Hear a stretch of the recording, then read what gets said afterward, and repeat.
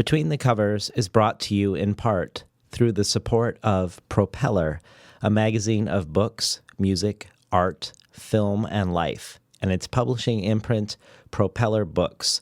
Visit them on the web at propellermag.com and propellerbooks.com or on Twitter at propellermag. Coming up next, Sheila Heti returns to Between the Covers to talk about her latest book, Motherhood.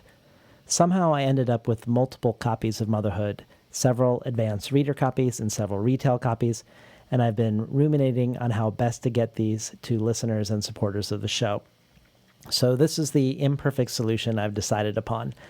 If you have either been a supporter of the show for at least a year at any level, or you become a new supporter at patreon.com/betweenthecovers, again, at any level, and you want a copy of the book, I'll send a copy to the first people who reach out until I run out of copies. At Patreon, you'll see the other goodies available, as well as Sheila Heti reading her piece, My Life is a Joke. And I'd also recommend, as a pairing with this conversation, listening to Sheila on Rachel Zucker's podcast, Commonplace, a conversation between Sheila Heti, Sarah Manguso, and Rachel Zucker about motherhood and writing that I think complements this conversation, as well as when Sarah Manguso appeared on this program to talk about ongoingness. But before you do all that, let's get to the conversation at hand. Enjoy today's program.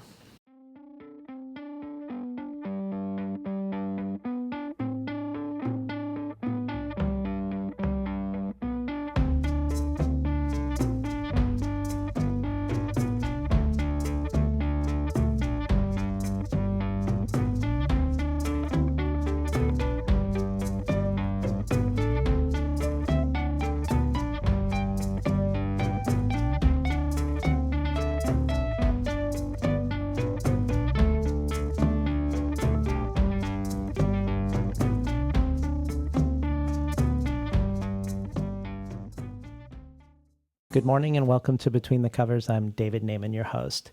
Today's guest is writer Sheila Heti. Heti studied art history and philosophy at the University of Toronto and playwriting at the National Theatre School of Canada, and she's the author of 7 books. These include How Should a Person Be?, chosen by the New York Times and by James Wood of The New Yorker as one of the best books of the year, and which was also the book Sheila and I discussed during her first appearance on the show. She's also the co-author with Misha Gluberman of the book The Chairs Are Where the People Go, described by The New Yorker as a triumph of conversational philosophy, and co-editor with Heidi Julavitz and Leanne Shapton of the best-selling book Women in Clothes, an anthology that includes the voices of 639 women from around the world. Sheila Heti is the former interviews editor of The Believer magazine, and she has interviewed everyone from Elena Ferrante and Karl Ove Knausgaard to Joan Didion, Agnes Varda, and Sophie Calle. She's also the creator of Trampoline Hall, a popular monthly lecture series based in Toronto and New York, where people speak on subjects outside their area of expertise. Sheila Heti's writing has appeared in The New Yorker, McSweeney's, Harper's, the London Review of Books, and the New York Times. Her play, All Our Happy Days Are Stupid, interwoven with songs written by Destroyer, had a sold-out run at The Kitchen in New York and Video Fag in Toronto. Sheila Heti returns to Between the Covers today to talk about her latest book, Motherhood, already one of the most debated and discussed books of the spring.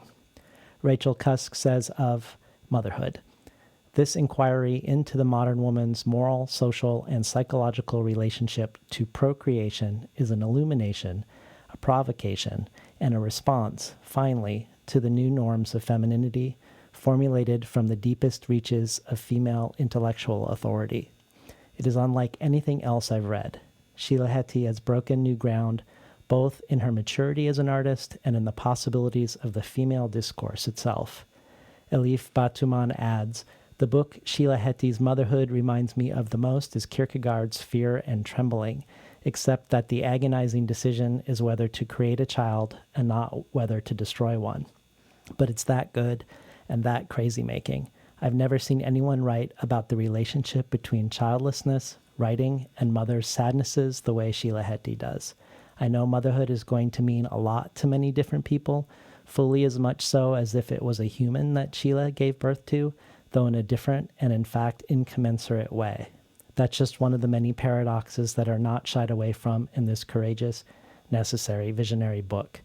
And Mark Grafe says, with each of her novels, Sheila Heti invents a new novel form.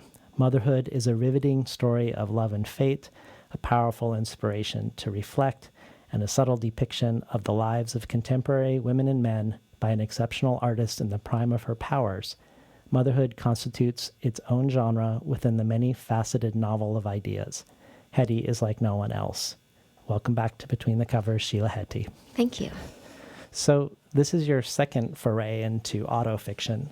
If we think about how should a person be, it had a fictional or fictionalized Sheila Heti, and the character was named Sheila Heti. Sheila. Or Sheila, yes. But in Motherhood, you also are drawing from real life questions that you had. But this time it's told from the first person perspective. Right. I would love to hear about the considerations. What draws you back to the autofiction form? And when I think of it sort of in the American context, the first, maybe the most mainstream example I can think of is Philip Roth, when people used to mistake Alexander Portnoy's family for his own family. And instead of him balking against that, with the huge difference actually in reality between Portnoy's family in the book and his own family, he sort of invited the confusion. Mm-hmm. But it feels like there may be other motivations for you other than the blurring of biography and fiction. When I started writing this book, I thought it was going to be a book of interviews that I was doing with mostly women, but some men too, about either their journey to motherhood or away from motherhood or parenthood, or their experience of raising children or their experience of deciding not to. And so the book started off as nonfiction, and it was going to have a lot of voices in it besides my own. And then I did Women and Clothes with Heidi Julevitz and Leanne Chapman, which you mentioned in your introduction, which is a book of basically a book that was made from interviews. So when I came back to working on motherhood, I felt sort of depleted from that way of working. And I just started writing my own thoughts down. And I still wasn't sure what kind of book it was going to be. And then a few years into it, I was in Los Angeles and talking to a friend of mine. And I remember walking down the beach with her and just kind of either her saying like, Sheila, you're writing a novel, or like me thinking, oh, actually, I think what I'm writing is a novel, and feeling this great liberation and this great sense of relief and a great sense of freedom, and just relieved is like the main feeling in my body. Like, okay, I can do what I know how to do, and I can basically do anything I want with this book, and I don't have to worry about its resemblance to me or to other people, you know. And so the book slowly started to take form with that new thought in my head.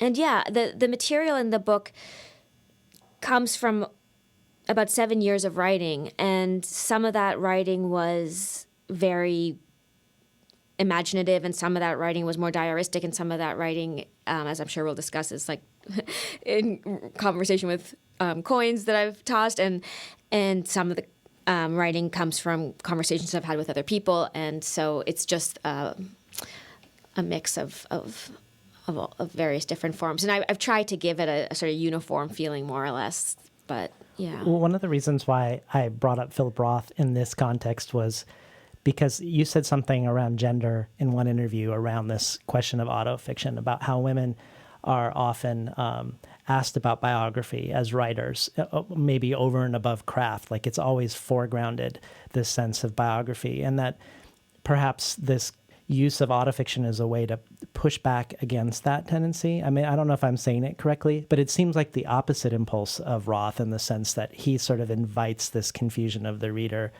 I'm not saying you're not inviting it, but it also feels like you're sort of pushing back against the foregrounding of a certain aspect of a woman's life when they're a writer. Yeah, which people foreground anyways. So there's nothing I can really do about it. But to me, it's not about me, and it's not about I'm not interested in people being interested in my life or not, like that.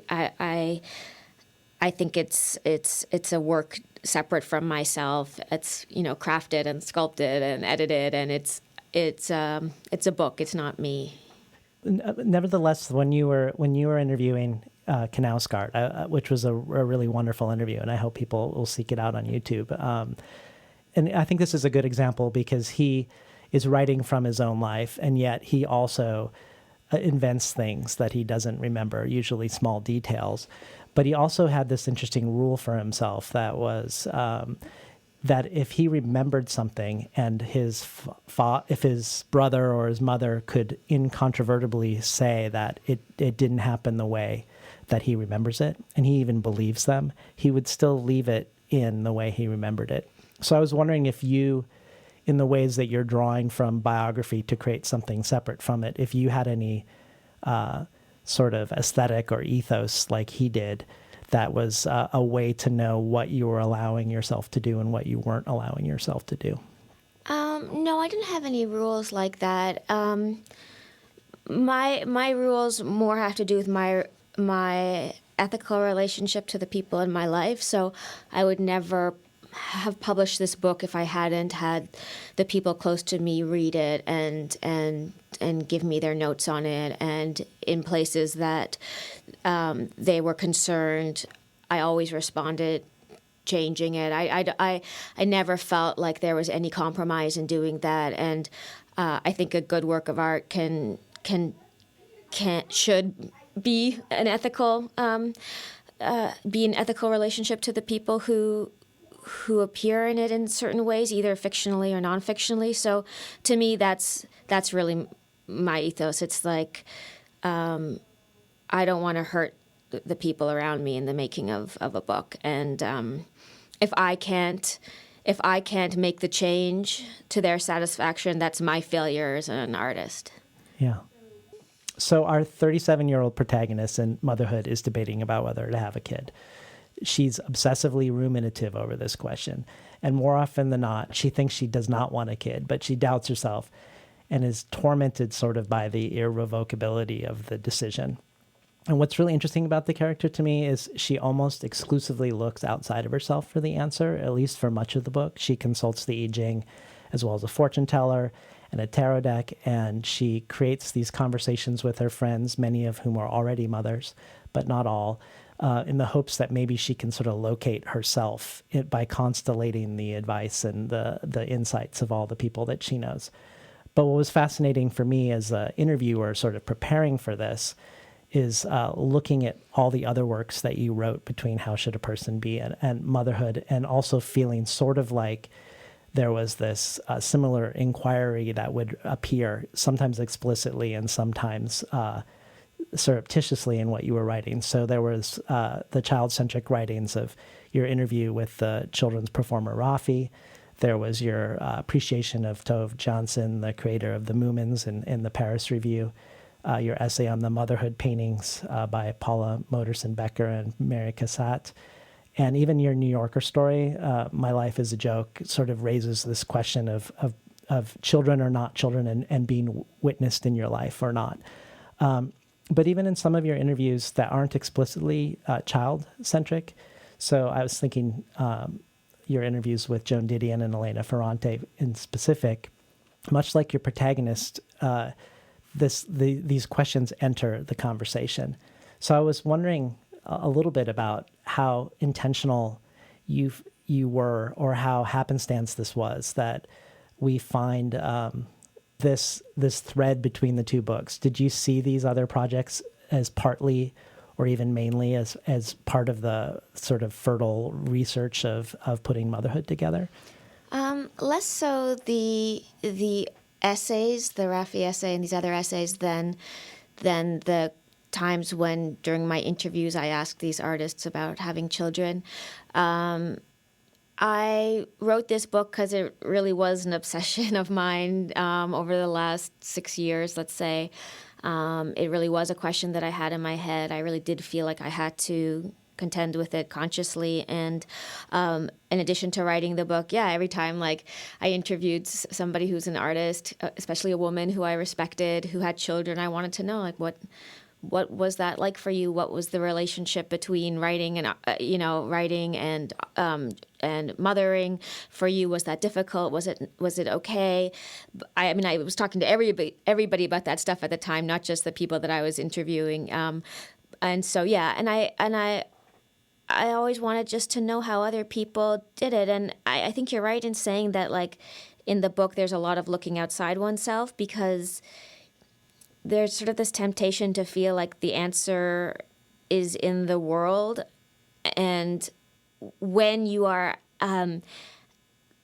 trying to decide something that you are culturally told you may not be right about. So you think, so looking inside yourself is useful, but if the culture tells you that if you're a woman who doesn't want a child, you'll later see that you were wrong and you'll later regret it, then looking inside is not as useful as it should be. It doesn't feel like it's a very reliable place, because you're constantly told that as a woman that you're not right about this. If you don't want a child, you're somehow wrong about not wanting it. And if only you knew, you would want it. And so, yeah, so she has to look everywhere.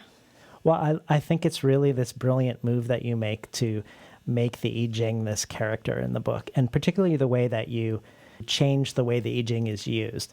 So you've written about the I Ching in the way that it's used outside of this book, and you also have this sort of little paragraph at the beginning of this book that explains how you're departing from what would be a more proper use of the I Ching. Yeah, the only real connection between the I Ching and my book is that there's 3 coins that are used. I don't use any of the I Ching text in the book. Right, and I just want to read. I want to read something that reflects that you wrote, that reflects more of the nuance and complexity of the way the I Ching, or the way you see the I Ching being used. And it was in a piece called "How to Be Good When You're Lost," and you say, "I have never felt consulting the I Ching that it was wrong in the state it gave me, not because there is God or fate in divination. I believe the coin process to be an expression of randomness, but because it's probably true that if there are 64 states or basic ways things can be, then at the deepest level of truth, all of these states are probably occurring at once. So whether one pulls hexagram number 4, youthful folly, or hexagram number 9, the taming of the small, it will be happening now, for the universe is more manifold, more complex, more paradoxical, and more everything that we limited creatures who move forward in time can ever fully appreciate or experience. We can intuit this manifold, but we still have to respond to the world in one way." And what's really great about what you do, I think, in this book, is you make it sort of just one step more complicated than a coin toss. So we know the absurdity of the information that you're getting, and yet somehow, I don't know, what makes it so funny is not just that the narrator is responding to these answers seriously, but that I find, at least for myself, I helplessly give these answers authority. Yeah. Which makes me laugh at not just the narrator, but laugh at myself. And then in a strange way, I'm developing empathy for the narrator by seeing myself do what the narrator's doing. Does that make sense? Totally. Yeah, I mean, it's weird. Even I feel that way when I was doing the coin tosses, because, I'd ask a question and then I'd throw the coins and it would say basically yes or no. And I know it's randomness, but this voice still develops. This yes and no turns into a character, despite my knowledge that there's really no character there. It's almost like we can't help but project an intelligence or something onto it, some kind of personality or some sort of some sort of attitude. And the attitude is so tricksterish and sort of funny and kind of mean and godlike. And it's so strange that, to me, like, I keep thinking, like, it's so strange that my idea anyways of what God is turns out to be actually, I could not write a God character better than randomness can. And it's such an interesting thing that randomness and then God, like the greatest meaning one could conceive of, have the same personality. That's really strange. Yeah. I was hoping you could just read a short section of it so that people can get a taste. So these dialogues between the narrator and the I Ching happen periodically throughout the book. Okay, so basically what's happening is 3 coins are being tossed, and if it's 2 or 3 heads, it's a yes, and if it's 2 or 3 tails, it's a no. And I have I have a note at the start of the book that just says that these coin tosses really happened. So I'll just make that point right now. I didn't invent the no's and yeses. So when I say no and yes in this reading, that's the coins. It is so hard to conceive of making art without an audience who will eventually see it. I know we make art because we're humans, and that's what humans do for the sake of God. But will God ever see it? No. Is that because art is God? No. Is it because art exists in the house of God, but God doesn't pay attention to what's in God's home? Yes. Is art at home in the world? Yes. Is art a living thing while one is making it, that is, as living as anything else we call living? Yes. Is it as living when it is bound in a book or hung on a wall? Yes. Then can a woman who makes books be let off the hook by the universe for not making the living thing we call babies? Yes. Oh, good. I feel so guilty about it sometimes, thinking it's what I should do, because I always think that animals are happiest when they live out their instincts. Maybe not happiest, but feel most alive. Yet making art makes me feel alive, and taking care of others doesn't make me feel as alive. Maybe I have to think about myself less as a woman with this woman's special task, and more as an individual with her own special task, not put woman before my individuality. Is that right? No. Is it that making babies is not a woman's special task? Yes. I should not be asking questions in the negative. Is it her special task? Yes. Yes, but the universe lets women who make art but don't make babies off the hook? Does the universe mind if women who don't make art choose not to make babies? Yes. Are these women punished? Yes. By not experiencing the mystery and joy? Yes. In any other way? Yes. By not passing on their genes? Yes. But I don't care about passing on my genes. Can't one pass on one's genes through art? Yes. Do men who don't procreate receive punishment from the universe? No. Do they receive punishment for neglecting other tasks one typically associates with maleness? No. Men escape all damnation and can do whatever they want? No.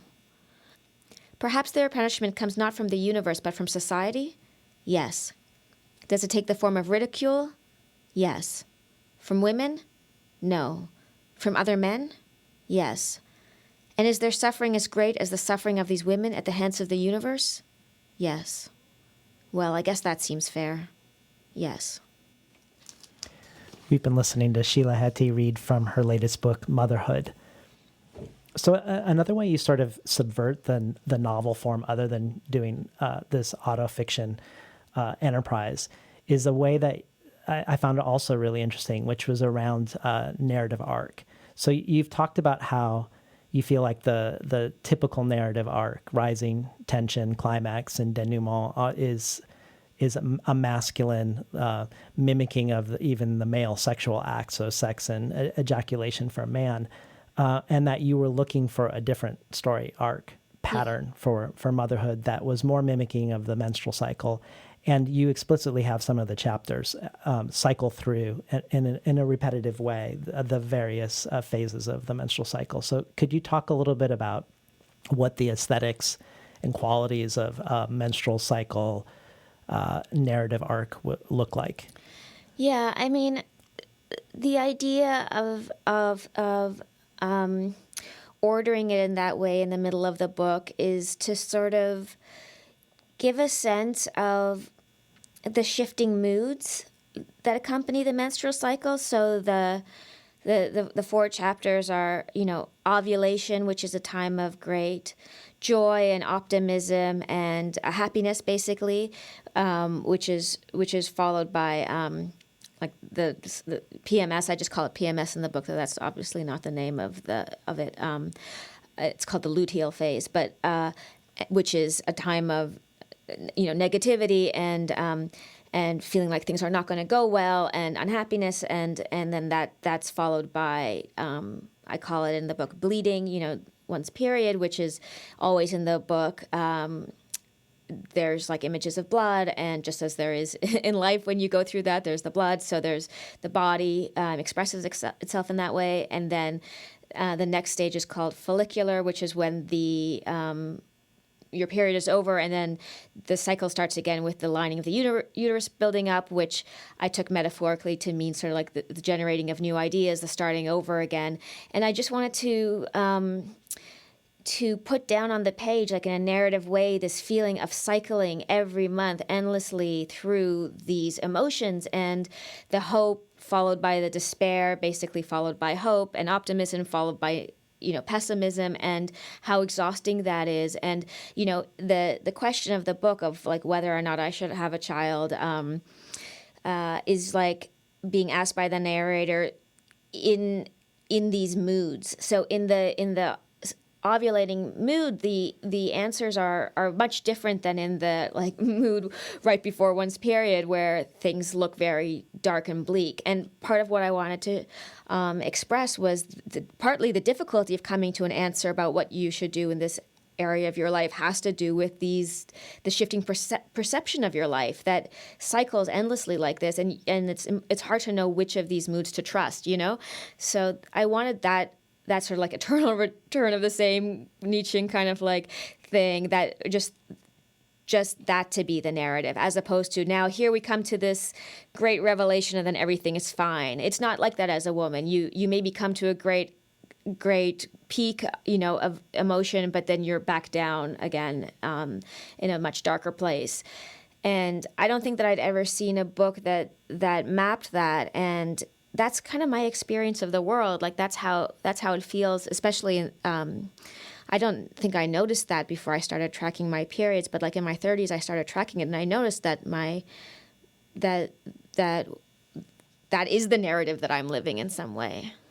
Yeah, and I feel like I want to talk later a little bit about some of the critical reception of this book and your last book, but it did make me wonder about this idea of that you have about the I Ching too, that all 64 hexagrams are actually there at the same time. So while you have certain things that come forward at different times of the month, and the arguments that are being made or the thoughts that are being had in a particular part of the book are colored by, let's say, a certain hexagram or a certain mood, that doesn't mean the other ones aren't also true. Right. And you'll often even in the book quickly undermine, contradict, or make more complicated something that you say. But what I keep seeing in a lot of the reviews, they seem like they're speaking more about the reviewer, the way they're self-selecting what to use and what to ignore. It's whatever's triggering the person who's reading the book, either joyously or irritated response.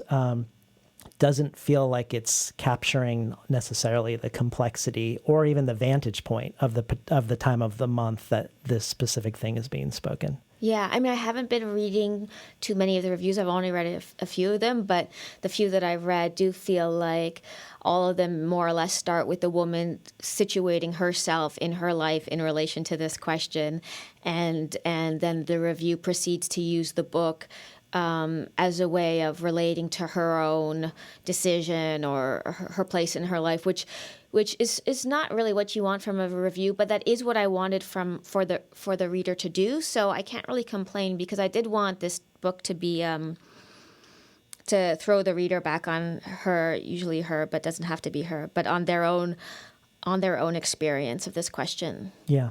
Well, one of the things that you've said that you wanted was not to increase the divide between mothers and non-mothers. And I think this bipolar, recursive, menstrual-infused narrative structure is part of what allows that to happen, the possibility of that, it not being divisive, because we find the narrator falling on both sides of the divide over and over again in repetition. But I was also just curious what other considerations in writing the book were you thinking of in order to not exacerbate the divide that exists culturally between women who either choose to not have children or don't have children versus mothers? Well, I had a lot of women who are friends of mine who are writers, who are mothers, read the book, and their feedback was important to me. You know, if there were things in the book that were that seemed really wrong to them about the experience of being a mother or other things. But it turned out that there was really all the things that I feared that would be problems for my mother friends weren't problems. So I felt really good about that and sort of surprised. But I mean, I guess the things that I wasn't really. It's not like I consciously formally set out to do things that wouldn't increase the divide. It's just that I knew in my heart that I didn't want to, and I just hoped that it wouldn't happen because I don't see any. I mean, no one sees any good in it. No one sees any good in it. It happens anyways. So I don't know. I think just by trying to be sensitive and by trying to. It's not a polemic. The book is not like people shouldn't have children or people should have children. So I think that even just by representing like in a very, very like fine and nuanced way, like you were saying, the actual gymnastics that one goes through and kind of answering this question, like of course at times you will see the horror of having children and at times you will see the beauty of having children. And I think any woman who's honest with herself or any parent who's honest with themselves has experienced both thoughts. Mm-hmm. Well, one reviewer sort of aptly characterized the book as deconstructing the question of why a woman's decision to have children feels so tied to her perceived value as a human being. And on the one hand, it feels like our narrator from the get-go sort of knows that she doesn't want to have kids, but maybe perhaps because of this fear of being diminished by society or pressured by society, and she truly examines both sides with utmost seriousness. And there's a question you ask Ferrante that I want to read because I feel like it illustrates really well one side of this bipolar mood-shifting nature of the narrator. And then I was hoping you would read a section that would show the other side.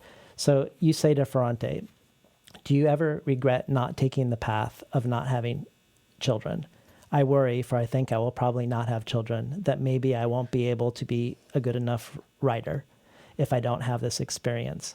Obviously, you can't have children for this reason, and Virginia Woolf and many other great writers were childless, yet I still have this fear. On the other hand, I want all my time to read and write. Do you think it's possible for a woman to experience her deepest humanity if she is not a mother? If not, isn't that a problem for someone interested in knowing humanity?" Another version of this question might be, do you think life naturally gives to everyone who writes enough experiences to write from, if writing is fed by having experienced life? And I think when I think of this question you asked, Elena Ferrante, it feels like your narrator is very credible and valuable because she's willing to deeply imagine what she might lose. Like she's taking this question really seriously and the possibility that maybe this is a terrible decision not to.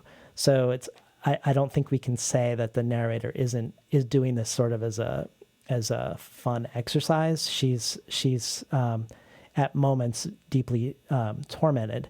But where I think motherhood becomes remarkable and even vitally important is where it spends more of its time, which is sort of pushing back against the society's pressures and sort of interrogating this idea of the perceived value of a woman without a child and opening up space for a woman to sort of ask the question of what they really, really want, regardless of what that is. So I was hoping you'd read a little section sort of as the other part of the ambivalent investigation. When I was younger, thinking about whether I wanted children, I always came back to this formula. If no one had told me anything about the world, I would have invented boyfriends. I would have invented sex, friendships, art. I would not have invented child rearing. I would have had to invent all those other things to fulfill real longings in me. But if no one had ever told me that a person could create a person and raise them into a citizen, it wouldn't have occurred to me as something to do. In fact, it would have sounded like a task to very much avoid. Not that it really matters, the question of what my authentic or original desire might be. I know a person can enjoy things they never thought they would, and regret terribly things they wanted very much, or can come to want things they didn't want before. What I need is so small, to eradicate any sentimentality from my feelings and look at what is. Today, I define sentimental to myself as a feeling about the idea of a feeling. And it seemed to me that my inclinations towards motherhood had a lot to do with the idea of a feeling about motherhood. It's like the story my religious cousin told me when we were at her home for Shabbat dinner, of the girl who made chicken the way her mother did, which was the way her mother did, always tying the chicken legs together before putting it in the pot. When the girl asked her mother why she tied the legs together, her mother said, "That's the way my mother did it." When the girl asked her grandmother why she did it that way, her grandmother said, "That's how my mother did it." When she asked her great-grandmother why it was important to tie the chicken legs together, the woman replied, "That's the only way it would fit in my pot." I think that is how childbearing feels to me, a once necessary, now sentimental gesture. We've been listening to Sheila Heti read from Motherhood. Well, before we sort of do a deep dive into some of the philosophical questions that you raise, I wanted to ask you a question about time and its role in this book. We have the menstrual cycle, which serves as a sort of clock also in the book. But early on, you introduce this idea of the soul of time, and you contemplate calling the book The Soul of Time. And some reviewers have even suggested the book is more a contemplation of time than of motherhood. So I was just wanting to hear a little bit about time and motherhood and what role you see it playing. In some ways, like, I think like when you ask yourself a question over and over again and you can't come to an answer, there's something wrong with the question and there's something wrong with the frame of the question.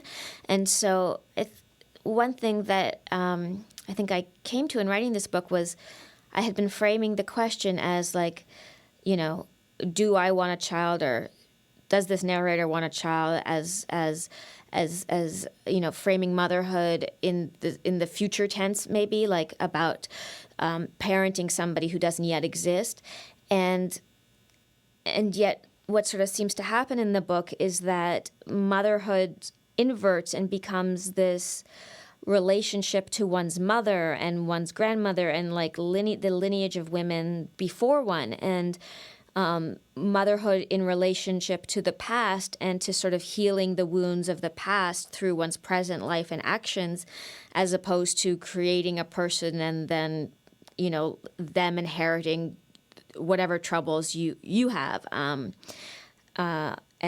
somehow you trying to solve your existential problems by making another person live.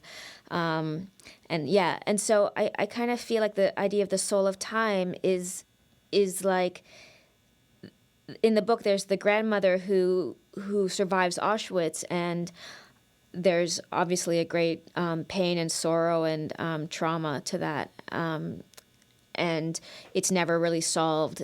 It's not solved in her life. It's not solved in the next generation's life. And then here this book is, and the attempt in this book to solve that sorrow, and I think in some ways the perhaps successful attempt to solve it, is an indication of what I mean by the soul of time, that the soul doesn't necessarily solve its problems in its own lifetime, if we can say, if there is such a thing as a soul. I'm not making that argument, but to use that even poetically, that somehow time has its own logic and its own speed, and problems don't solve themselves necessarily in your own lifetime, or even your problems don't even necessarily solve themselves while you're alive. The grandmother in this book has long passed away, and yet the idea that time could draw her problems into the present after her life and somehow wrap them up. I think that's like a demonstration of what I mean by the soul of time. So yeah, I think the soul of time is a different it could have been the title of the book, but it's like a less noun-y kind of title. You can't really grasp it. You can't hold on to it. Yeah, I'm glad you chose Motherhood. Yeah, that was the right title all along. One of the things that I found it really interesting too was listening to you on Rachel Zucker's podcast, Commonplace, which I think would be a great pairing. People, after listening to this, it would be really interesting to then listen to Sarah Manguso, Rachel Zucker, and Sheila talk about art and motherhood. And your book was in progress still at that point. But I remember not knowing that much about how much you knew each other. I remember sort of having a misplaced fear that you were going to be ganged up on, because I was thinking, oh, Sarah Manguso had this unequivocally transformative experience as a mother and wrote about it, and Rachel Zucker has defined her much of her career in poetry around this idea of motherhood and also having been a doula and giving birth and the transformation of birth. But all of the fault lines that happen in the show are not predictable. It's not a non-mother breakdown. But we also learn both how you invited both into the process of reading the book in progress, and also about how you played a role in Sarah Manguso's ongoingness and the pact that you both had about having kids at one point. But the thing that really jumped out to me was, with admiration, was the way Rachel Zucker read your book. And she expresses that it caused her a lot of pain.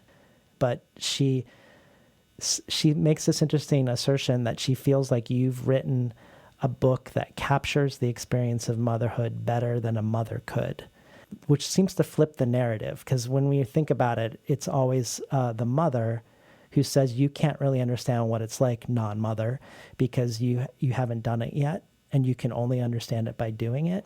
And yet Rachel sort of expresses that you were able to imagine across the divide somehow in a way that a mother couldn't. And I just wanted to hear your thoughts about that. Yeah, I was really flattered and relieved when she said that. And I don't know if it's true or not, but I think if you're a mother and you want to be a good mother, there's certain thoughts that you don't go there. You don't want to let yourself go there because it can compromise your feelings towards your role and your child and the life you've chosen. And it's functional not to go there. It would be dysfunctional to go there. And I think for myself, there's nothing at stake in imagining myself into that place, because I don't then have to go and tend to a child. I think she said that it exposed her to herself, like it exposed some of her motivations and in a way that was unflattering to herself, but that was ultimately true. Mm-hmm. I think that's right, actually. Yeah. Yeah, she mentioned some feeling revealed. Yeah. Yeah. Which I'd imagine there couldn't be a better compliment from a reader. Yeah, exactly. Especially like she's a mother of three boys, and she was one of the first people I talked to about my book, and she wants to be a mother, to be clear. Like she likes being a mother. Yeah, so it's much. not like she's being revealed and then going, oh my God, I made the wrong choice. No. That's not the point at all. No, exactly. Well, I want to read a couple short quotes by you, because I feel like this idea of imagining across the divide and how it's typically seen as one direction and not the other, I feel like that's some of where the philosophical work that's happening in motherhood that I find really interesting, and about the maybe the flaws of that model. So here's one of them. Some people try to imagine what it's like not to have children, and they imagine themselves without children instead of picturing a person they might never be. They project their own potential sadness over not having this experience on those who don't want it at all. A person who can't understand why someone doesn't want children only has to locate their feelings for children and imagine that same desire directed somewhere else, to a life that is just as filled with hope, purpose, futurity, and care.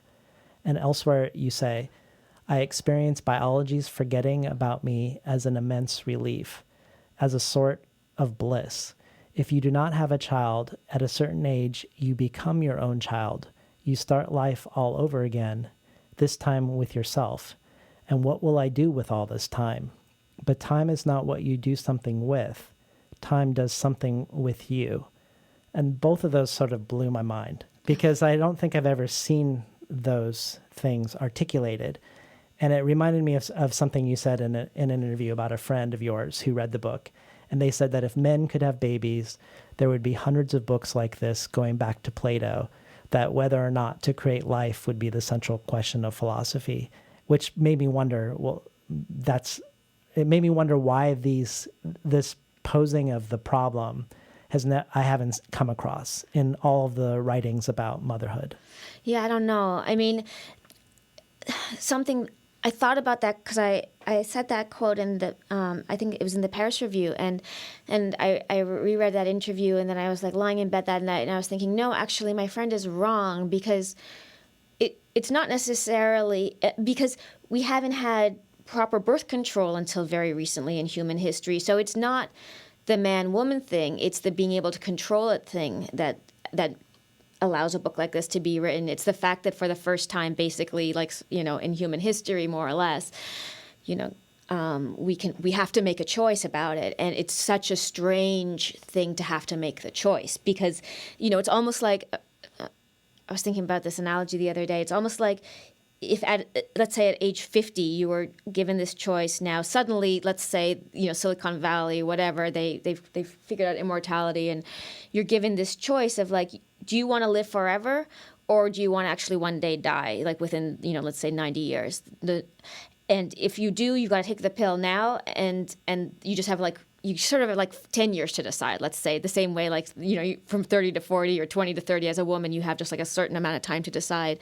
And you have no reports of anybody living and dying. You don't know what dying is, the same way that a woman who doesn't have children doesn't know what motherhood is. Because a lot of women talk about a death of the self that didn't have children, and there's a blooming into a new kind of self, which is the mother self.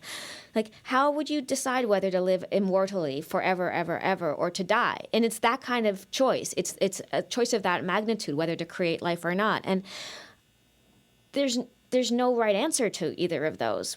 Both of them are kind of terrible. It's terrible to live forever, and it's terrible to die. And which one is more terrible for you, And you can't experience either of them, and you have to choose without any knowledge. And I kind of feel like that's what this problem is of do you want to live forever without a child, or do you want to create this life? It's like, well, you have no real information, and the information you get from other people you can't trust, because people don't really tell the truth about their lives. Even one's closest friends kind of don't really tell the truth about their own lives. Well, but the fact that you're sort of... And you're not them. Right. Even if they do tell the truth. Yes. And yet, kind of what makes this shine and makes this feel unique is the assertion of a certain wholeness or integrity once you have made that choice. So you choose not to have a child. That isn't like a life with an arc that's been lopped off. Like you talk about, you don't mention like Gloria Steinem and Oprah as examples, but the idea that if you're not going to have a kid, you better live this incredibly remarkable life. Like the pressure's on to justify you not having a child. So no one's going around going, well, Oprah should have had a baby, but Oprah has an empire. Yeah. So yeah, what are you going to have instead? Okay, if you're not going to have a child, what are you going to do instead to justify that? Yeah. What great thing are you going to achieve?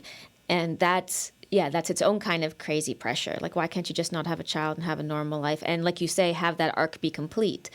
Have that wholeness exist rather than this lack of a child forever. Well, other than... as part of your identity. Yeah, and you point to the pill, which is really interesting as a sort of a pushback against your friend's idea around if men could have babies. But what about this question of language? Because you meditate on this in the book a lot, about how to articulate a choice not to do something, and how it's hard to put the choice of not doing into language that feels whole and positive, essentially. Yeah. Is that part, do you think, of the absence of this? Like, I feel like part of what this book is doing, it's not choosing a side, but there's one side that hasn't been articulated. Right. And so that side is you're attempting to articulate sort of a positive presence of a not doing. Right. Essentially. Yeah, especially because there's so much in culture. I mean, all of culture is the positive presentation of mothering. I mean, now there's a lot of gritty depictions of motherhood, but that comes in the wake of motherhood is the world's greatest calling for a woman, and yeah. I mean, there's no word for not having a child. There's no word for being a person without a child without saying a person without. There's no affirmative way of saying this. It's always a statement of loss or of not having, or of some kind of paucity, and that is a problem of language. And it's not a problem of language that I've seen anyone solve. Yeah. Well, despite Rachel Zucker saying that motherhood is this great depiction of motherhood. You've also been receiving some reviews that have called the book maddening and even have called you childish. The writer Lainey Zumas on Twitter was cataloging yesterday the ways your narrator is described in the New Yorker review as petulant, bratty, self-indulgent, throwing a sort of tantrum, acting like a baby and stamping her foot. And Zumas concludes that, wittingly or not, the review is propagating the tired cliche that childless women never grow. Right. So this idea that there's something you're refusing that's normal and should be expected. And you wrote an essay that engaged the critics that called How Should a Person Be Similarly Narcissistic, saying, people who look at themselves in order to better look at the world, that is not narcissism. It is and has always been what people who make art do and must do. You cannot go it blind. You cannot do it by looking at a toaster. And I was wondering about this accusation of narcissism and how much you feel like it's gendered. Because when I think of, say, again, Philip Roth or Knausgaard, I think narcissism might come up in the ways that they're evaluated, but I think it's sort of like a footnote on all of the praise that they get. So it's not that their enterprises, which are very much navel-gazing in some respect, maybe that word would come up, but it wouldn't be the headline. Yeah. Whereas it feels like it's the headline with some of these reviews, and notably mostly from women who are the critics. Yeah, I mean, I do think it's gendered. I do think it's unfair, and there's just like literally nothing I can do about it. And to spend my time being upset about it is a waste of my time. The review in the New Yorker that Lenny's talking about, I didn't see that tweet, but I'm happy to hear about it. Which called me, not even the narrator, but me, childish and bratty and stomping my foot is just like, that's literally not my book at all. The book is very measured and very philosophical and very intellectually rigorous and very emotionally fair. And I think that's a projection onto the book by the reviewer, and that's okay. Like, you can have an emotional response to the book and feel whatever way you want about it, but I just don't think it's a true depiction of the book. Well, it comes back to that idea of the I Ching, in the sense that I think that a reviewer could take a paragraph away from another paragraph that follows it. Like some of the excerpts, like the one that we had you read as a contrast to the Elena Ferrante question, where it seems like you're really sure. If you would have kept reading down the page, you become less sure and sort of undercut the confidence even. Yeah. So I think it's hard. I think this is a book that's hard to excerpt in that regard. But you also bring up this question, which I think is apropos to the critique, is why a woman without kids is so threatening to a woman with kids. Yeah. Is there... I wondered if you had thoughts about that. I know your narrator does. It's almost as if living a specific way is by its very nature critiquing the other path. I mean, in my experience of hearing people respond to this book, not only since it's been published, but in drafts before it was published, women who have children who are happy with having their children do not have a negative response to the book.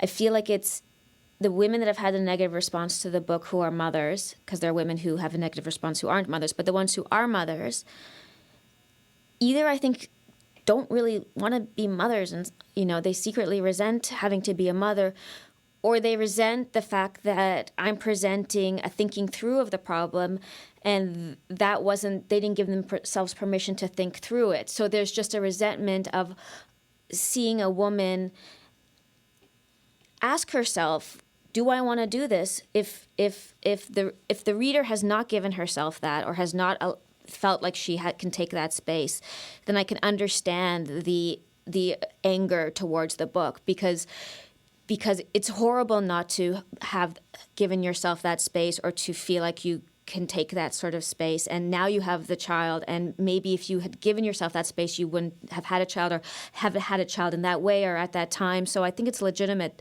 for people to feel angry, but I don't think feeling angry at the book is the right direction, Yeah. Well, you bring up the possibility of regret about becoming a mother, which to me, it seems to me like that's the ultimate taboo, whether one even speaks it to themselves or particularly out loud.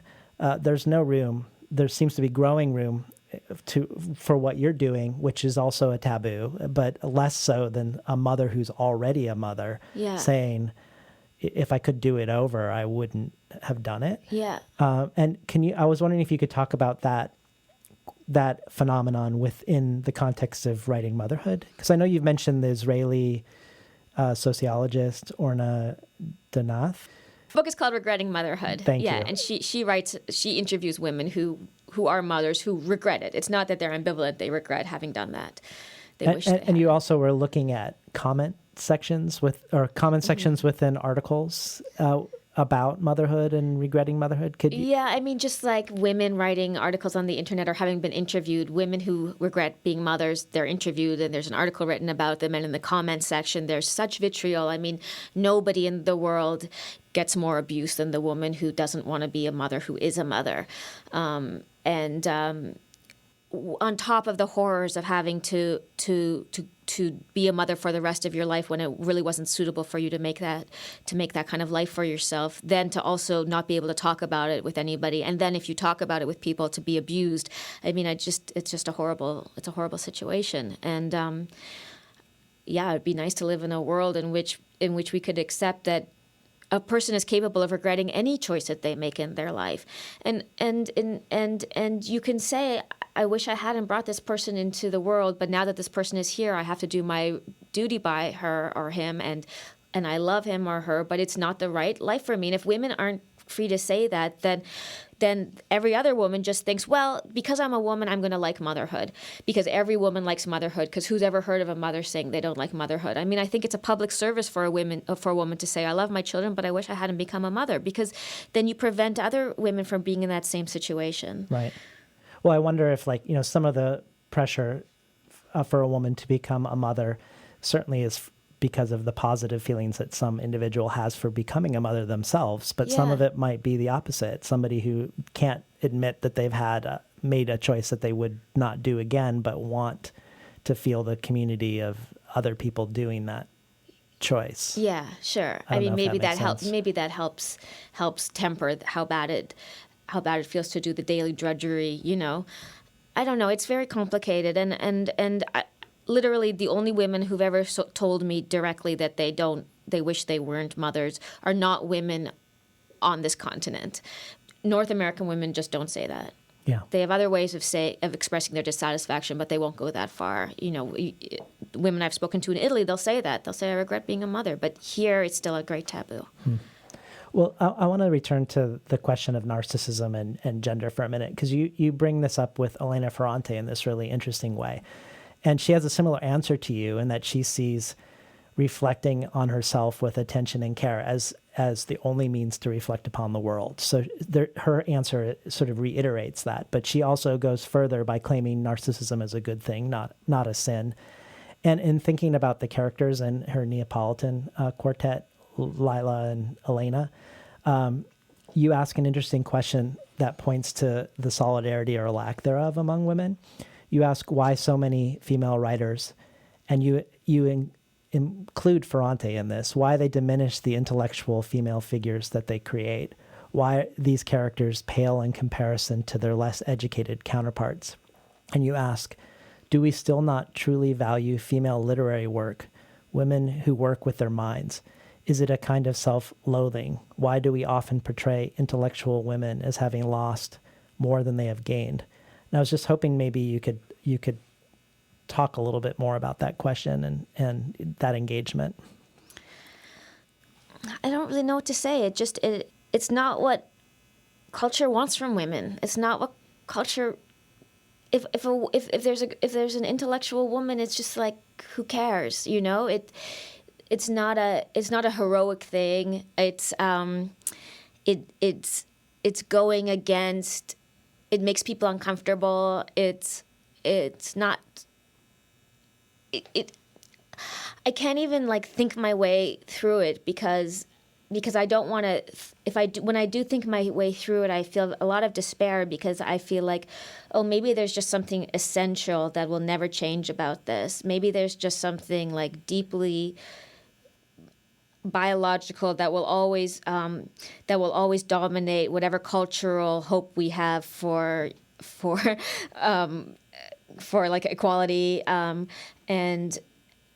then I kind of turn away because I don't want to think that's true, and yet it's impossible to ignore. I mean, I talk to female writer friends of mine who are great intellect, and they'll so much more readily praise a male writer than a female writer, 100 times to 1, and with language that is so much more laudatory than they will to a woman. I mean, we just do it, and we can't seem to help ourselves, and it's depressing. Well, I was really impressed with how serious Ferrante took the question. Yeah. You implicated her in it, in bringing up her two main characters, not specifically her, but as part of this question. And it seemed to me like she not only took your question seriously, but agreed with it in a form of self-examination. Yeah. And when she was talking a lot about the importance for women to surveil themselves, because they're so used to being surveilled by their husbands and society and their parents. And it almost felt like you were prompting another vantage point of surveillance for her. Right. In a form, like, I don't think she would argue that it's biological. I think she feels like this is a frontier that she was wanting to also cross, which was kind of amazing. You're interviewing Elena Ferrante. Yeah, I mean, it's any woman who looks at herself sees that. Every woman who looks at herself sees her own misogyny. I mean, you can't look at it. It's a poison we all contain within ourselves. Yeah. Well, I'm going to pivot a little bit. Okay. So one could argue that motherhood is more about time than about having a child, but one could also argue that the book is more about mothers than it is about having a child. And at one point, the narrator asks, in response to this presumption that every woman will eventually want to have a child, for how long am I expected to live as though there's a second me hiding somewhere else?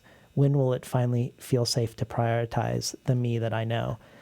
And it is when the narrator engages with her relationship with her own mother and her matrilineal line that the book moves from this sense of abstract and from this outward-looking inquiry, and it feels like it becomes embodied and rooted and connected, and we feel connected to the desires that we get hinted at the beginning of the book of the narrator. And in fact, at one point in the book, she concludes desire can never come from deliberation, but comes from somewhere deeper. And in this case, when she turns to face her mother, it feels like the book is going really deep. In Motherhood, the narrator's mother is not turned toward her daughter, but focused on her work. And the father is more the mother figure. And the mother is even exasperated with the daughter's play acting, saying, stop acting, live your life, be yourself. And I was wondering how much of this resonates with your own family experience. And if it does have a strong resonance with it, did you find it difficult to write into this with living parent? Yeah, it's very close to my own life. My mother always worked. She's a pathologist. She always worked very hard and was definitely much more focused on her work than on her mothering, let's say. And my father, who also worked, was like, the mother figure in the family and very much more nurturing kind of personality. And I guess I didn't find it that hard to write about because I don't think I go into it except to sort of outline that. I mean, and the reason I chose to outline that was because, and there was a number of reasons, but one is just it's so easy for me to create a kind of disembodied thinking voice, but I did want to put this character, this narrator, into a familial context, because we all do come from different places, and though the places we come from aren't determining their they do tell us something, and we can't help but look at our own histories and wonder how much they had to do with our present choices. And so in the case of this book, it's like if the mother is a worker rather than a nurturer, then what is mothering? Maybe mothering is working. Maybe mothering isn't nurturing. Maybe mothering is working really hard with your books in your bed, at your desk with your pens. And I kind of wanted to show that. And I mean, we're kind of like little ducks, we just do what we see. And who's to say that mothering means taking care of children if your own mother didn't do that? Right. Well, I love how you don't see something wrong in it, but you see something wrong in the word mother instead. And it also, I don't know if this is a stretch, but I sort of connected this to some interview where you're talking about how you gravitated towards the gay canon growing up, and 20th century gay male writers particularly. And that something about them living without a blueprint was what was attractive to you. And I kind of wonder if that's also what's attractive to you about your own mother. Yeah, I think that those are heroes for me, like people that live without a blueprint and find their way. And I think that there's something beautiful about a person who has to ask all their questions, that they can't take anything for granted. I was just emailing this morning with the writer Tao Lin, who is a friend of mine, and we're sort of like interviewing each other about our books. And one of the questions I asked him was like, why do you think why are you such a good writer? I mean, I think he's such a good writer. And he wrote me back and he's like, well, I don't think about writing as good or bad. And I was thinking, but that's why you're a good writer, is because you don't take anything for granted. Like everyone else takes for granted that there's good writing and there's bad writing. And you come at it from even before that question, and just says, well, why is there such a thing as good writing and bad writing? There's just inclinations, and different people need different things. And so these are the kind of people in life that I find most admirable, because my basic feeling is that culture is just lies. I don't trust anything that we're given. And so a person who can really live that way is very beautiful to me. And writing that comes out of being unable, either you're unable to live with other people's answers because you are, historically oppressed, or by your own personality you're unable to follow somehow. I don't know, that's the kind of writing that I'm interested in. Well, I'm hoping you'll read two more sections, one really short and one a little longer. And then I want to ask you some questions a little bit more about the narrator facing her mother and her mother's mother. What is wrong with living your life for a mother instead of a son or a daughter? There can be nothing wrong in it. If my desire is to write, and for the writing to defend, and for the defense to really live, not just for one day, but 1,000 days or 10,000 days, that is no less viable a human aspiration than having a child with your mind set on eternity. Art is eternity backwards. Art is written for one's ancestors, even if those ancestors are elected like our literary mothers and fathers are. We write for them. Children are eternity forwards. My sense of eternity is backwards through time. The farther back in time I can go, the deeper into eternity I feel I can pierce. Low tear count today, although the feeling of tears was in me yesterday. Still, there is a pressure, stretchedness, and dryness all around my eyes. Someone cursed me and my mother's mother before me. The person who cursed us is now dead. It's a curse that turns me towards fixing my mother's sorrow, just as she was turned towards fixing her mother's. My mother lived to fix the problem of her mother's life, given how Magda was cursed. I have taken on the curse as my own. We do not pursue happiness in marriage. We do not look for happiness with children. We think mainly of our work to solve the problem of our mother's tears.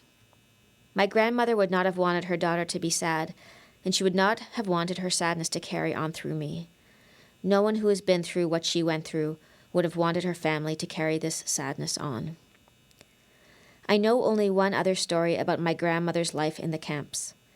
The women in Magda's barracks were told by a guard that the Germans were looking for female prisoners to help in the camp kitchen. They were told that anybody interested in volunteering should step forward. Magda stepped forward. Everyone stepped forward, including a woman who Magda's future husband had dated prior to the war. A German soldier yelled at my grandmother, "Not you." He roughly hit her and she fell back from the group. The woman my grandfather had dated was chosen. Magda never saw her again. Later she learned that none of the women who stepped forward to volunteer were taken to a kitchen. They were all taken to the German army, raped by the soldiers, and then shot to death. To have grown up knowing this story, I think gave me a strange feeling of the naturalness of family lines ending, as if our family line was supposed to end there, but it managed to slip by, but just barely, the way someone who has been shot might stumble forward a few more steps before collapsing dead. That is how my life has always felt to me, like those last few bloodied and hobbled steps after the bullet has pierced the body. When I think about everything that could be or couldn't be, I think I don't want our flesh, my mother's flesh, my grandmother's flesh, to just be divided and replicated. I want their lives to be counted. I want to make a child that will not die, a body that will speak and keep on speaking, which can't be shot or burned up. You can't burn up every copy of a single book. A book is more powerful than any murderer, than any crime. Than to make a strong creature, stronger than any of us. To make a creature that lives inside many bodies, not just one body that is so vulnerable. A book lives in every person who reads it. You can't just snuff it out. My grandmother got away from the camps. She got away so she could live. I want my grandmother to live in everybody, not just in one body from between my legs. I do not feel I have the luxury to have a child. I do not have the time. My mother worked hard to justify her mother's life. She worked for her mother to give meaning to her mother's life. She was turned towards her mother, not turned towards me. And I am turned towards my mother too, and not towards any son or daughter. We turn our love backwards to make sense of life, to make beauty and significance of our mother's life. Maybe motherhood means honoring one's mother. Many people do that by becoming mothers. They do it by having children. They do it by imitating what their mother has done. By imitating and honoring what their mother has done, this makes them a mother. I am also imitating what my mother has done. I am also honoring my mother, no less than the person whose mother feels honored by an infant grandchild. I am honoring my mother no less. I do as my mother did, and for the same reasons. We work to give our mother's life meaning. What's the difference between being a good mother and being a good daughter? Practically a lot, but symbolically nothing at all. I've been listening to Sheila Heti read from Motherhood.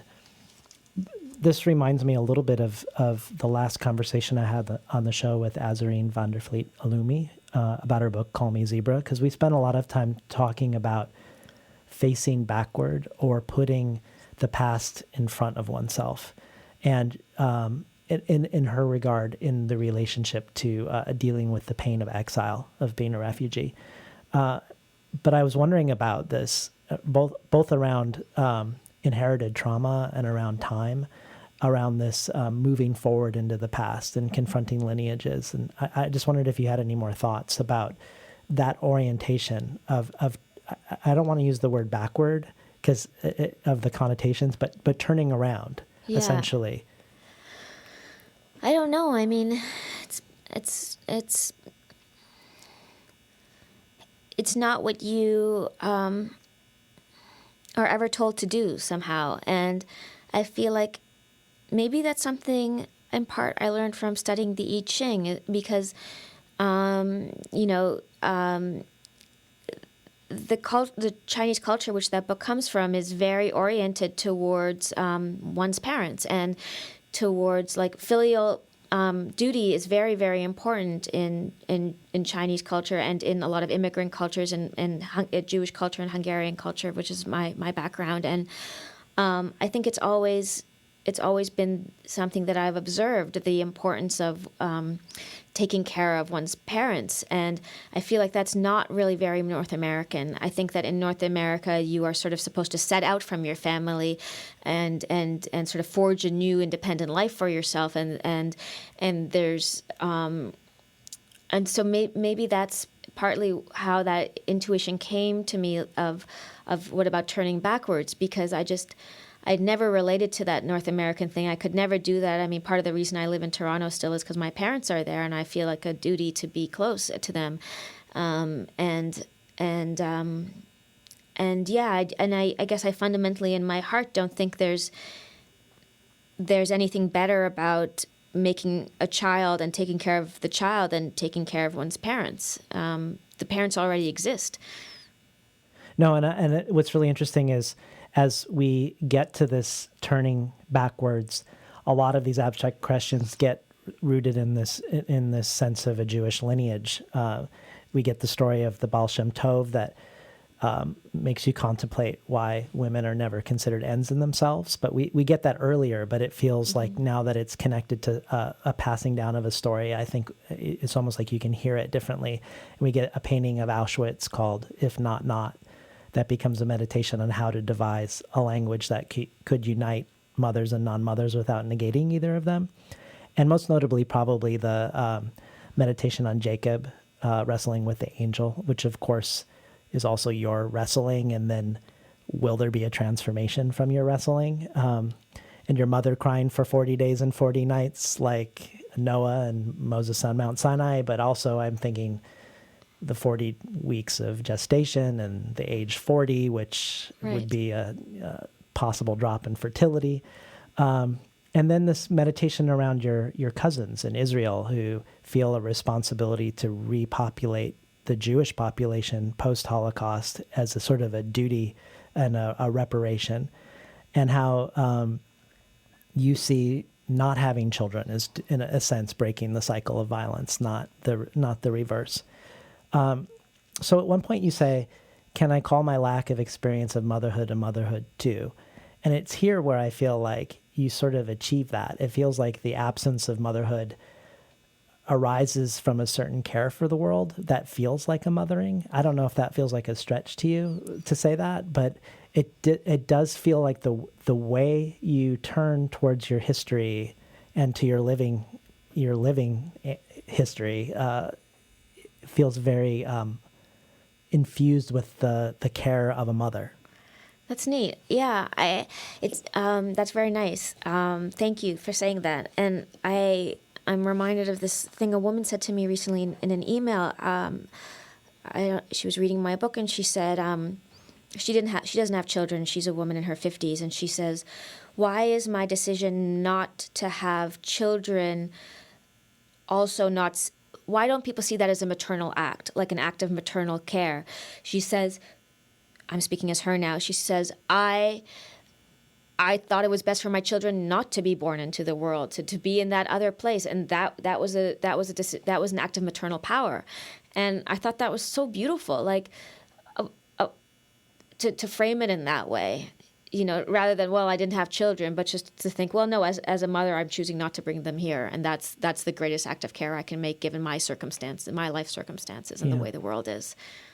Well, one of my obsessions with the show, like I think you could link several sort of rabbit holes that I go down on the show, but one of them has to do with storytelling and sort of the environmental crisis.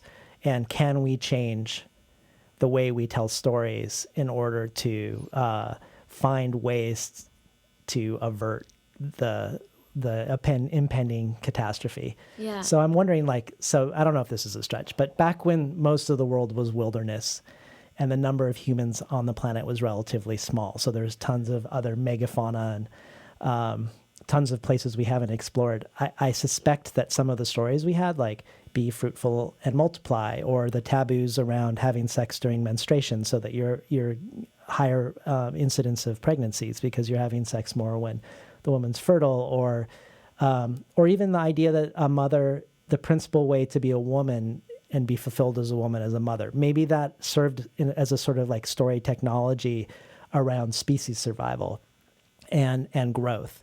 But given that like in 1800, there were 1 billion people on the planet. In 250 years later, so 20 years from now, there will be 10 billion. So 1 billion to 10 million in just 250 years. And that the population will double in our lifetime, that well over 90% of the animals on the planet are humans, their pets, and their livestock.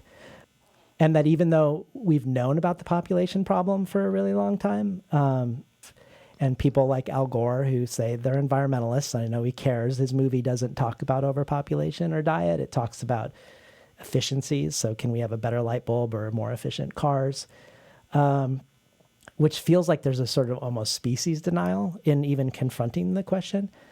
I'm super curious about whether we can create stories that interrogate these old stories and whether they can shift consciousness. So when you say in Motherhood, there's a kind of sadness at not wanting the things that give so many other people their life's meaning, there can be a sadness at not living out a more universal story. Of course, I know you're talking about the loss of community and choosing not to be a mother and not having peers that are childless, but also feel like this book is part of this attempt to create new stories for the species so that there isn't just one universal story. Maybe there can be a couple universal or close to universal stories where maybe people who were to choose it on the benefit of the planet. So if we're talking about mothering, whether someone chooses to be a mother or not, but this question of could we choose not to be a mother and not be lonely? Could there be like a literature of the people who've chosen to not be mothers or to have fewer kids as a sort of mothering of the planet? I don't know if I've just totally derailed, but I'm curious about your thoughts, which are not prominent in the book. They get touched on a little bit around this and that sort of larger frame. Yeah, I mean, like clearly the best thing you can do for the planet is not to have kids. Like, I don't think there's anything you can do that's better. You can recycle for your whole entire life, but if you have a kid, I mean, that put that all, that makes that so tiny compared to what you're bringing in, not just that kid, but that kid's kids, and just the exponential, as you were talking about the exponential growth of like the human population, but. Yeah, I don't know. I had a joke with a friend where I was like, sort of this half joke, like, if this book prevents even one person from being born, then I will have done my job. I don't know. I just, I do think that we have to talk more about the beauty and the fullness of life without children, not just for those who just for the, yeah, like you say, for everyone's sake. I mean, we don't all need to have children, and there are so many children, and there's the work of parenting is so terribly confined to the parents, and that is also ridiculous, and that doesn't seem natural. And anyone who's a parent will tell you it's too much of a burden, all that work, and you don't need to have a child from your own body. And there's just so many things we have to get over. Like you said, that were like you said, myths from a time where humans needed that in order to survive. And we need the opposite kinds of stories now. I mean, there was going to be this part in the book, and I took it out because it didn't really fit. But like, there was going to be this part in the book where the character's friend has a child, and she sort of becomes this second mother to the child, and that's great for the kid, and that's great for her, and that's great for the mother. Like, not everybody, there can be many mothers to a single child, and that didn't really fit. But I think that's true. I mean, we just have to find other ways of doing it, and that are more resourceful and that help each other and that help the mothers. I mean, that's just too much. There's just too much work, and it shouldn't, and it's too expensive, and it's just all such a mess. And yeah, I completely agree with you. One of the things that you say that sort of fits into this conversation also is that you kind of wrote motherhood as a form, or your narrator, as a form of prophylaxis against having a kid. That if you could spend enough time, and here we go back to this theme of time, if you could spend enough time writing the book, time would run out, and you could be at this other place. The book could be birthed, but no baby would be birthed in the process of birthing the book. Do you feel like now that the book is out in the world that there's a different relationship to the ambivalence? Yeah, I mean, it's interesting. I had a friend sort of say to me, like, the book, your struggle that created the book, it's not going to be complete until the book is in the world and people start responding to it. And I have found that on this tour that so many women and men too come up to me and just say, like, almost like it's this secret, like, this one woman said to me, like, I had my tubes tied when I was 26. And another woman says to me, like, I just decided last week that I don't want to have children. And it's giving me so much to hear these stories and to feel like I'm not alone and to feel like it's not weird. And the more that, part of the reason I want books is because want to write books is so I can live in the world I want to live in. It's so, to change the world, to make it a more hospitable place for the kind of person I am. So if this book is coming out and the world around me at least is changing and it feels more natural, normal, good, healthy, etc., to not have a child, then I can be in a new world, not the world that I felt like I would be in before I wrote this book, where as a childless woman I would feel alienated and somehow other. Already I feel like this world that I'm inhabiting now is not the world that I was inhabiting 5 years ago, and that's because of the people that are talking to me who have read the book, and I want that other world, Yeah, I want that other world too. Yeah. I hope a lot of people read this book. Thank you. It's so great having you back on the show, Sheila. Yeah, it's so great being here. So we're talking today to Sheila Heti about her latest book, Motherhood. You've been listening to Between the Covers. I'm David Naiman, your host.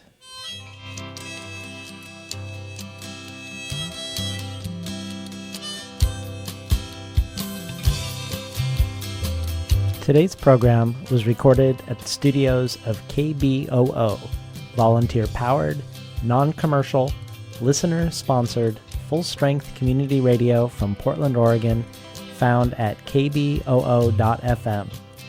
More of Sheila Heti's work can be found at sheilaheti.com, as well as at patreon.com/betweenthecovers, where she reads her piece, My Life is a Joke. My Life is a Joke joins the growing archive, including Carmen Maria Machado reading an essay about Trump, John Keane reading some poems, Lainey Zumas on Betsy DeVos, Jen Bervin on Paul Celan, and Azarine Vandervliet Alumi on Reading the Odyssey Away from Home. That and much more at patreon.com/betweenthecovers. Finally, I'd like to thank Imre Lodbrog and Barbara Browning for creating this outro. Their album, Imre Lodbrog, A Sa Petite Amie, can be found on iTunes, and Barbara Browning's trove of ukulele covers can be found at soundcloud.com/Barbara Browning.